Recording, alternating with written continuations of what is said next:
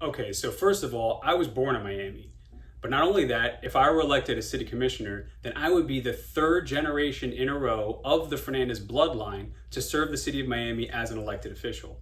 My grandfather, mi abuelo, was the Honorable Judge Carlos Benito Fernandez, and he served the city of Miami for decades. In fact, Carlos Benito Fernandez was the first Cuban judge in the United States. After graduating from the University of Havana in 1943, Dr. Fernandez emigrated to the United States to pursue the American dream and study the practice of law. El Doctor studied for and passed the Florida bar on the first try and became a member in 1949.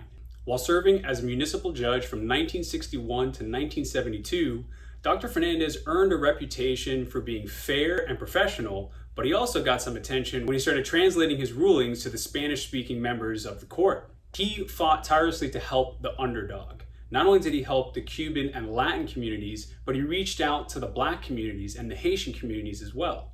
In fact, mi abuelo was involved with the city commission when he was the campaign manager for legendary Reverend Theodore Gibson in 1973. Even though in his day, Dr. Fernandez was seen as an outsider, he quickly gained respect and an honorable reputation from the local community. Some of his judgments weren't always easy, and they sometimes went against the grain. For example, he once sentenced 3 Anglo defendants to jail when they were found guilty of burning a cross on the grounds of a Black school. But he felt the call of duty to act fair and gave them that ruling despite it being unpopular and despite knowing that he would be subject to much criticism. And outside the courtroom, mi abuelo was a man's man. He was a member of the community. Him and his wife, my beautiful grandmother, Mary Lou Fernandez, they were actually just like Lucy and Ricky from I Love Lucy.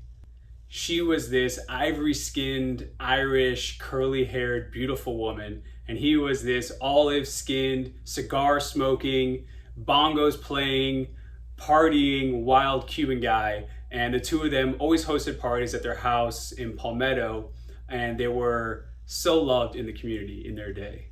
He was famous for helping people, whether it was with the law or whether just going to their house and physically helping them move furniture. He was well known for just giving aid to anybody that needed it. In fact, Dr. Fernandez was also a founding member of the Cuban American Bar Association. At the time that it was founded in 1974, CABA was just a small association of my grandfather and a few of his Cuban friends that were trying to adapt to a foreign legal community. From that time, CABA has grown by leaps and bounds to include more than 1,300 members.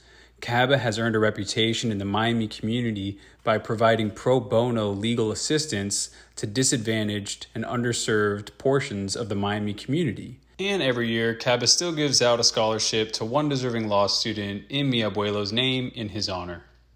Dr. Fernandez passed away when I was very young, but I can still remember certain phrases that he told me, and every time I leave a room, I think, apago la luz! And of course, you all know his eldest child, my beautiful and wonderful mother, the Honorable Catherine Fernandez Rundle, our district attorney here in the city of Miami and also all of Dade County. My mother is a living legend and a civic treasure.